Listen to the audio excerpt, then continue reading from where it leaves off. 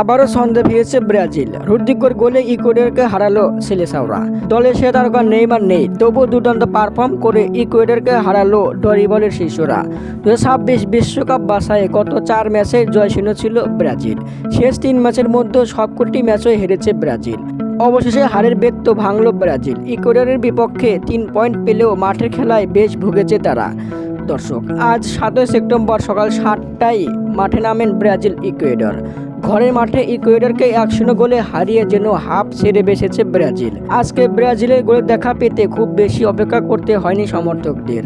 ম্যাচে 30 মিনিটে রদ্রিগো জালে বল আটকান। দুর্দান্ত রদ্রিগো লুকাস পাকেতার থেকে বল নিয়ে উল্টো দিকে ঘুরে ইকুয়েডরের এক ডিফেন্ডারকে কাটে শট নেন। ইকুয়েডরের আরেক ডিফেন্ডারের গায়ে লেগে বলের গতিপথ খানিকটা পরিবর্তন হয়ে জালে দেখা পায় বল।